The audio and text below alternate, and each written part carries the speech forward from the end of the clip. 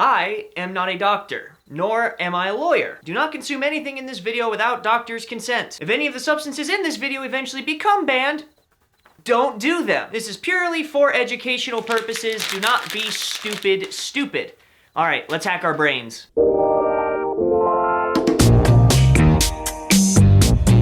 Hey, what's going on, everybody? My name is Chad, and this week I would like to thank our Patreons, Bree Jones, Hannah Dare, Gina Zimmerman, Jeremiah Hacker, James Pereirs, Sab, The Disappointment, Scott Offord, Garthic, Joel Dunkelberg, Marlon Carnell. It's a great blessing and a curse to not be able to do it from memory anymore. This video was requested by a handful of, we'll leave them anonymous watchers who asked for nootropic advice for supplements to help with mental energy, focus, language learning, studying, that type of stuff. If you guys are unfamiliar with nootropics, I highly recommend you look into, there's a plethora of subreddits and videos on it. It is basically just brain juice. Typically herbal supplements, sometimes chemical supplements, all that help your brain. I take about 8 pills a day, and all of them are nootropics to some extent. But my non-existent lawyers wanted me to preface that as well as set some parameters, because there are nootropics that you should not take, like meth. So first off, it cannot be illegal. Second off, it cannot be a controlled substance, meaning that it's legal, but you need a prescription in order to take it, stuff like Adderall. We all know if you're gonna study, Adderall is the king of kings, but we are not doing Adderall. We are trying to narrow this to legal substances, things that you can get at Whole Foods or at your local supermarket or Amazon. With those parameters in mind, we're also starting with the lightest, easiest stuff that you can get and work more towards the serious, potent stuff at the end. So if you're lightweight, stick to these first suggestions. If you are a heavyweight,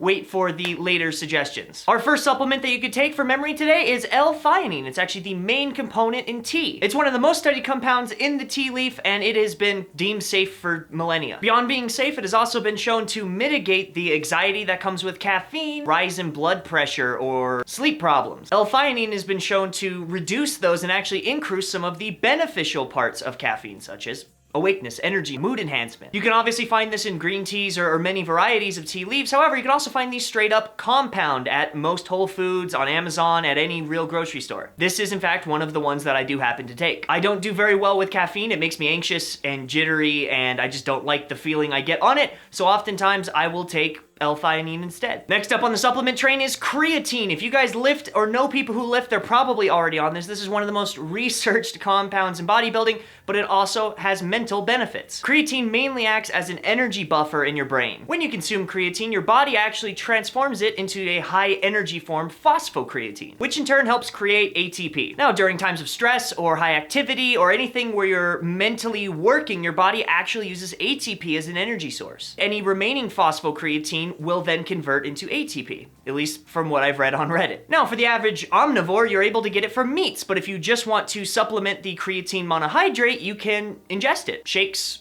pills. I do mine as a pre-workout, and it's actually been shown that orally ingested creatine increases brain creatine levels from 3 to 13%. It's also extremely cheap, so throw it into your workout regimen, throw it into your study regimen, and enjoy. Now we're getting into the fun stuff. Next up is Bacopa. I hope I'm pronouncing that right, but it is a Indian medicine that has been used for over 3,000 years, and thus in Asia has been heavily tested. In fact, if you guys have ever heard of Alpha Brain, a lot of comedians, YouTubers, podcasters use it. I, in fact, use it. It does have Bacopa in it. Bacopa being extremely cheap, you can actually buy, I think, 120 pills for $16, $17 on Amazon right now, is extremely common and generally considered safe. And the nice thing about it is it actually has science backing it. 6 medical trials in 2012 showed significant mental improvement in older adults. Now, I've left the strongest for last because we could go over things that aren't necessarily supplements, blue light therapy, probiotics, changing your diet, exercise. All of these things help with mental energy. They help depression, they help anxiety, they help increase mood, but I'm specifically talking about supplements in this video. So the final one is adrafinil, and if that sounds kind of out of place, it's because instead of being an organic component or just organic material in itself like leaves, this is a straight up artificial chemical. However, you can typically find this at Whole Foods, online, but it is unregulated.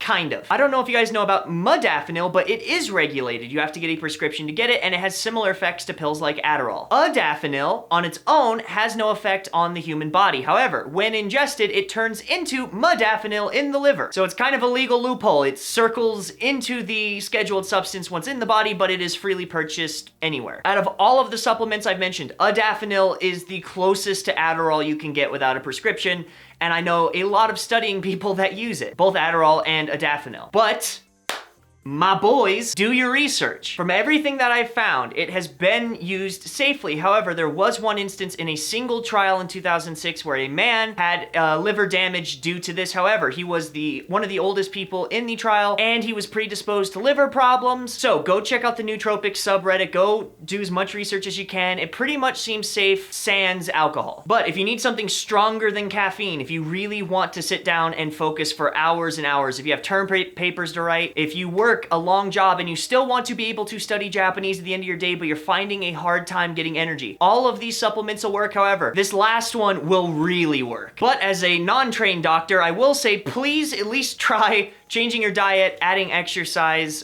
getting a lot of sunlight, natural sunlight in.